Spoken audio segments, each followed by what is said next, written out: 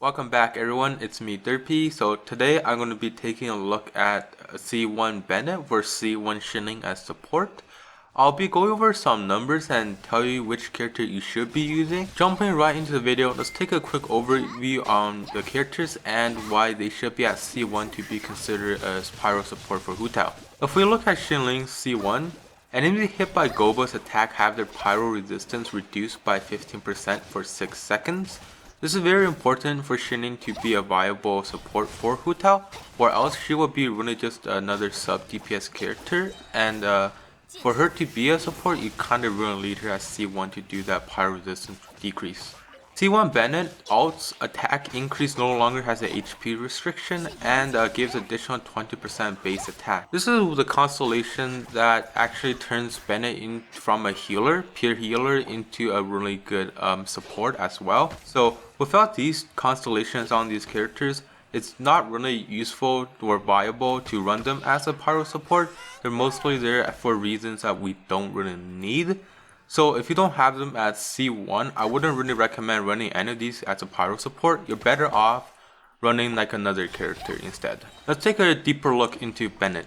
By just looking at the numbers, Bandit heals up to 70%, but most times it overheals that. Because we heal over 50%, we won't get the 33% Pyro damage boost and the low HP alt damage. This is very questionable because we increase our attack, but we lose some other stats in its place. One way to go around this is to alt on Bandit, go inside of it, and then step out the second you go inside. This is a way to not heal over 50%, but if you have a healing Bandit or you have a pretty good HP on Bandit, it's still very easy to overheal above that 50% even with one healing of a tick. Now for Xinling, you can get another 10% attack boost if you have the Ascension talent unlocked, where Goba will leave behind a chili pepper after the duration, but you cannot get this attack boost if you do not pick up the chili pepper, so it's very important to pick it up. With C6, you gain another 15 Pyro damage bonus during the ult duration of Pyro Nado. However, you can really mess up the element on the enemy, so it's better used as a DPS when Hutao doesn't have elemental skill up, instead of using it as a way for Hutao to gain more damage, because once you have messed up the element on the enemy, it's very hard to apply like Hydro again, just because of the way it's gonna work. So for the next section was a damage comparison, and I really wanted to talk over while I'm showing you guys a damage comparison. But OBS is being really weird today and just won't let me record anything, so I had to just throw in some screenshots instead. Sorry about that, but you should still be able to see the damage comparison. If we look at the character levels here, we are running level 90 Hutao with level 6 talents. Of course the talents could be level 7 or higher, but level 6 is pretty easy to get for everyone, so I'm sticking at level 6. For the weapons, it's Dragon's Bane. I could have gone Homa for more damage, but I try to stay free to play friendly. And an R1 Dragon's Bane is not that bad of a weapon. For artifact set, I'm running 4-piece Crimson for maximum vaporized damage. And enemy resistance, the enemy level is set to 90 and it's at negative 5% resistance because Xinling can't decrease their power resistance. And of course for the artifact stats, I just put in some random substats for attack and HP percent. And for the substats for crit rate and crit damage, it's very hard to calculate what you will get, so I just left the substats blank and just throw in a crit rate helmet. The only two difference between the Xinling and Bandit, of course, is the enemy resistance. With Bandit, we are not having the lower than 50% HP bonus, and we both get the power resistance, and of course Xinling we get a 10% chili pepper buff, but on Bandit's side we don't get that. For Bandit's base attack, I went 645 because of a level 90 Bandit. Of course for the weapon, there's many options I could pick from. I try to use all the ones that would make sense on Bandit. I could have thrown in something like a 5-star weapon like a Skyward Blade and have him have absolutely insane base attack, but I want to stay as free to play friendly as possible. I was considering using the Festering Desire, but then remember that was the event weapon. I'm not sure how many people has it, so I'm using a Favonius sword in this case.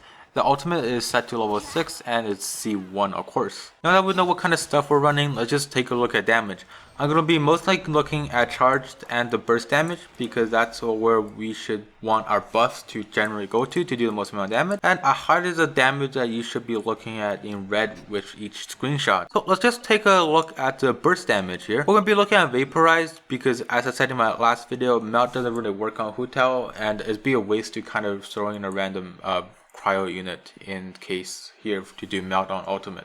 So we're going to be looking at vaporized. And we're not really going to look at the average for vaporized because if you do crit, you do a lot of damage, and if you don't crit, you're losing a lot of damage. And we can't spam ultimate, so the average value doesn't really matter in this case here. So we're going to mostly looking at the crit value. On Shining, our crit would be around 73k, while on Bandit, we have to use a high HP crit, which is around 50, almost 51k. So we're losing around 22k damage here with Bandit on a high HP crit.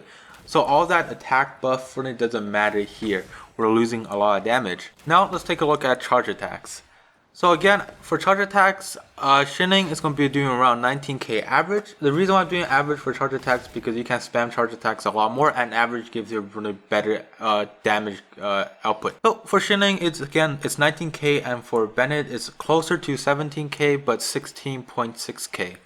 So again, it's a less again. So from what we can just see here, Shining just feels like a better Pyro support compared to Bandit, and we shouldn't really be using Bandit here. So what does all this mean? This just means that Hutao is not going to benefit as much from Bandit as other characters would. So if you have just a spare Bandit just sitting there, consider using him in another team instead. Unless you don't have a Shining as C1 and you want to use a Bandit, then go ahead, you can do that as well.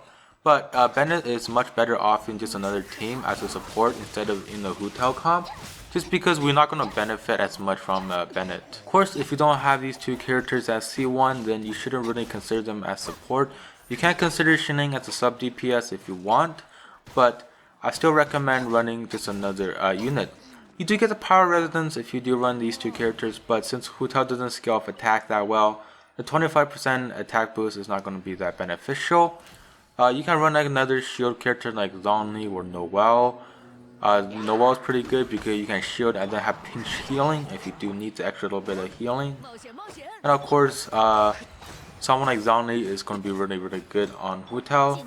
So just look at your options, and if you don't have any of these two characters as C1, you can switch them out for another character. To summarize everything up, I think Bandit should be used in another team comp. Other characters will benefit from his healing and his attack boost, while Hutao just doesn't really benefit from any of it.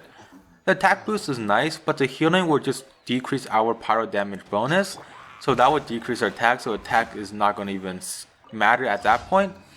And Shining's really good too. The only time Shining could be like outmatched by Bandit is if Goba goes on a rogue and doesn't hit anything with his flames, not decreasing the power resistance. At that point, then Bandit would be a little bit better, of course. But Shining's gonna be a really good support, and I recommend running Shining.